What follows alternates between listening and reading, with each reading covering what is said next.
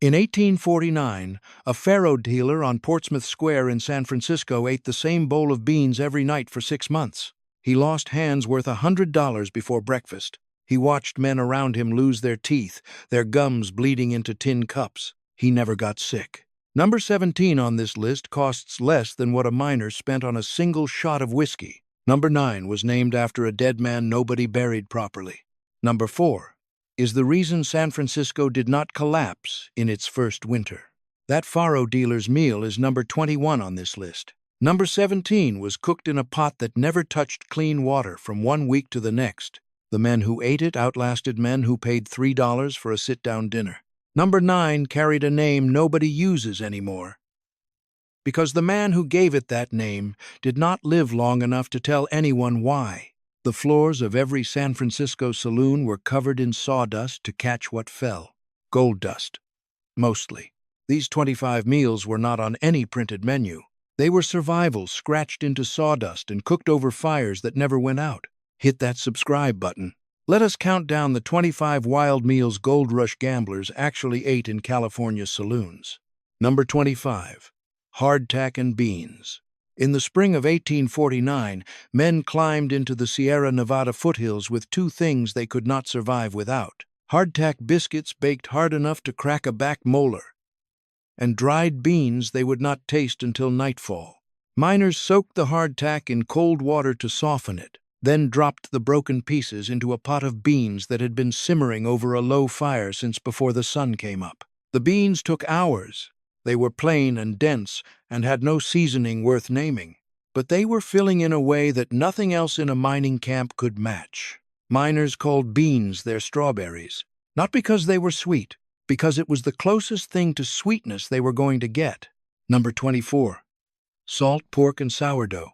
Every 49er who came west brought one thing that had nothing to do with gold: his sourdough starter, a small jar of living yeast culture, carried across 2,000 miles of prairie and mountain, sometimes tucked against a man's body in winter to keep the fermentation alive through the freeze. The salt pork traveled differently. Already cured in brine thick enough to last 6 months in any weather, no care required. A miner sliced it thin, fried it in its own grease until the edges crisped and curled, and laid it on a slab of sourdough baked that morning in a pan set close to the fire. The bread was sour and dense. The pork was hard and salty. Neither was good. Together they were enough. The starter traveled 2,000 miles by wagon. The pig was already salted and dead. Together, they built California. Number 23. Flapjacks with molasses. Breakfast in a mining camp started before the light came up. A cook mixed flour or cornmeal with water and a spoonful of leftover starter, poured it onto a cast-iron griddle set directly over coals, and stood back while the edges went dark and the centers puffed. Molasses came in a tin jug, black and slow, sweeter than anything else a miner would taste that week. Men poured it heavy over the stacked flapjacks and ate standing up because there were no chairs and no time to find any. They did not talk during breakfast. They ate and they moved. A man who ate flapjacks before dawn was a man who planned to be alive by dusk. Number 22. Venison jerky. The deer and elk of the Sierra Nevada foothills had no idea what was coming in 1849. Hunters among the miners shot what they could find in the high meadows above the claim sites, stripped the meat into thin, long pieces, salted it, and hung it over smoke fires for 2 days until the moisture was gone and the strips were dark and rigid as old leather. A man carried them in his coat pocket. He chewed through the afternoon without stopping work, without sitting down, without setting his pan aside. The jerky needed no fire, no water, no pot, no preparation of any kind. It was protein that moved at the same speed he did. It was not a snack. It was insurance. Number 21. Oyster stew. San Francisco Bay in 1849 was thick with Pacific oysters along the tidal flats near the waterfront, so dense that men collected them by the bucketful at low tide using nothing but their hands. Some saloons close to the water offered oyster stew alongside whiskey, because the oysters cost almost nothing to harvest, and a fed gambler was a gambler who stayed at the table longer than a hungry one. A cook dropped shucked oysters into salted water with dried onion and let the pot go until the broth turned milky and faintly sweet from the shells. The stew was thin. By any fine dining standard, it did not count as a meal. The same oyster a Montgomery Street businessman paid $2 for in a proper dining room, a miner had pulled from the mud of the bay with his bare hands an hour before. Number 20. Grizzly bear steak. Before the 49ers arrived, the California grizzly was everywhere in the valleys, along the rivers, up into the coastal hills. Hunters shot them early in the rush, and saloon cooks in San Francisco took what the hunters brought in and set it on the stove. The meat was dark and heavy, with a fat layer thick enough to fill the kitchen with the smell of musk and smoke the moment the pan came to heat. It took a long time to cook and a longer time to chew. Some men liked it for that reason. It gave them something to do with their hands while they thought about the day's losses. California put a grizzly bear on its state flag in 1846. By 1922, every last one had been hunted out of the state. The saloons got there first. Number 19. Sea turtle soup. The wealthier saloons on Portsmouth Square in San Francisco did not serve what the miners ate. They served what the gamblers needed to believe they deserved. Sea turtle soup was one of those dishes. Green sea turtles ran through the waters off the California coast in numbers that would seem impossible now, brought in by fishing boats, working the bay and the deeper offshore channels. A bowl of sea turtle soup in a Portsmouth Square establishment cost more than a miner earned in 3 full days of panning along the American River. The gamblers who ordered it were not hungry. They were performing. They were purchasing the feeling that the gold had already come in and that the decision to come west had been correct. The gamblers ordered it anyway. Number 18. Dried apple pie. When fresh fruit was impossible to find and unaffordable when it did exist, the cooks supplying saloons and boarding houses turned to dried apples soaked overnight in water. The apples reconstituted just enough to hold together inside a pastry shell, soft and dense, and nothing like the fruit they had been before. The drying pulled everything bright out of them. Some cooks added a pour of vinegar to sharpen the flavor when the dried apples tasted of nothing at all. The result was not apple pie. Everyone who ate it knew that, but it sat in a tin on the counter of every saloon kitchen from Sacramento to the foothills, and men who had crossed the whole country cut themselves a slice and said nothing against it. It did not taste like apple pie. It tasted like someone missed home badly enough to try. Number 17. Mulligan stew. Nobody owned the recipe because there was no recipe. Mulligan stew was whatever was in reach by mid-afternoon. A handful of beans near the bottom of the sack, a heel of stale bread, scraps of salt pork cut from the bone, a root vegetable purchased from a market stall near the waterfront when one could be found. The Irish workers who had come to California to build the roads and levees and tunnels of the new state had brought the concept with them from labor camps back east, where it went by a dozen different names and had no fixed form in any of them. A pot was set over the fire. Every man threw in what he had. Every man took out what he needed. That was the only democracy that functioned reliably in a California mining camp. Number 16. Salt horse. The name was not a compliment.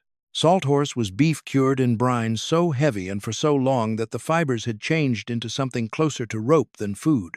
British sailors had been eating it on long ocean voyages for a century before California existed as a state, and the term moved west with the ships that rounded Cape Horn and came up the Pacific coast into San Francisco Bay. A miner who got hold of a piece soaked it in clean water for 2 full days to draw the excess salt back out. Then he boiled it for 3 hours. It came out tougher than it had any right to be, and the flavor was salt first and meat somewhere underneath. A miner soaked it in water for 2 days to pull the salt out. Then he boiled it for 3 hours. It still tasted like a decision made in desperation. Stop. Before we count down any further, every Western film produced in this country got this wrong. Every frontier drama, every sepia-tinted Hollywood production about the California gold rush showed gamblers eating thick steaks and drinking good whiskey while the piano played in the background. That picture of 1849 was constructed in the 1930s and 1940s by studios that had never been inside a real mining camp and had no interest in one. The actual men of the California rush were dying of scurvy in documented numbers because they were not eating fresh vegetables or citrus.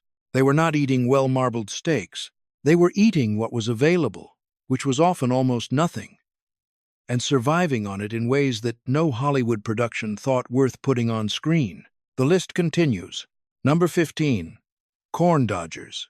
If your grandfather ever spoke about going west, this is a meal he would not have mentioned in polite company. Corn dodgers were small, dense cakes made from cornmeal, water, and salt, formed by hand into rough, irregular lumps and fried in whatever fat the camp had available until the outside hardened into a dark crust that held the soft interior together. Pioneer soldiers had carried them through the Civil War in their coat pockets. Miners did the same. They had no flavor worth describing. They were not intended to be good. They were intended to hold a man's stomach still so his attention could stay on the work. Cornmeal was one of the few supplies that cost almost nothing and kept through months of rough storage without going bad. A man who had corn dodgers had food. Everything else in a mining camp was a gamble. Number 14. Shanghai rooster stew. The Chinese workers who arrived in California in the early 1850s brought with them large-bodied chickens from the coastal provinces near Shanghai, birds bred for size rather than tenderness. By the time one of those roosters reached the pot of a saloon kitchen, it had been alive for 2 or 3 years and had developed the kind of dense, stringy muscle that needed serious time over heat before it gave. A saloon cook put the whole bird into a heavy iron pot before noon and let it cook through the afternoon service and on into the evening, the meat slowly releasing its hold on the bone while the collagen from the joints turned the broth thick and dark. Men who had eaten nothing but beans and hardtack all week sat down to a bowl and did not speak. The longer you boiled it, the more it started to taste like something worth staying alive for. Number 13. Abalone on the half-shell. The native people of coastal California had been prying abalone from the rock faces along the shore for thousands of years, before any miner from Ohio or Ireland ever set eyes on the Pacific. When the Chinese miners began working the northern coastal ranges in the early 1850s, they recognized the shells and built a systematic method of harvesting, drying, and supplying abalone to the camps and the saloons of San Francisco. The shell was large and iridescent. The meat was dense and faintly sweet when fresh, and it required a specific flat-headed tool and serious leverage to remove from the rock face. Men who had spent the week panning the rivers walked past abalone beds every single morning on their way to the water. The Chinese miners were not walking past anything. Number 12. Canned sardines and sea biscuits. Tin canning had been around since the early part of the 19th century, but was still new enough in the 1850s that preserved food in a tin carried a certain practical wonder alongside the suspicion.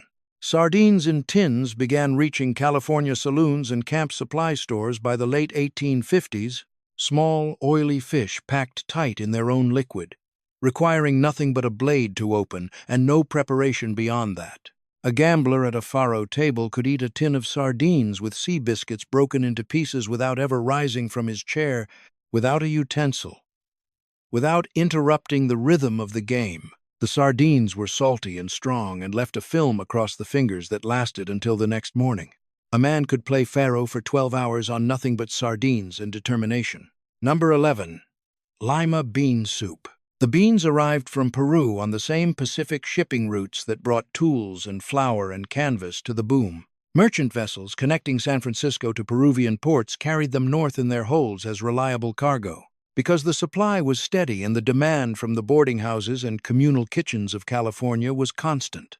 Lima beans were large and starchy, filling in a way smaller beans could not replicate, and they were cheap because the ships kept coming. Boarding house cooks across San Francisco simmered them for hours in salted water with whatever scraps of pork fat were available, and served them in tin bowls at long tables where men ate in silence because they were too tired for anything else. It came 3,000 miles by ship from Peru to end up in a tin bowl in a California saloon. Nobody cared about the journey. They cared about the warmth.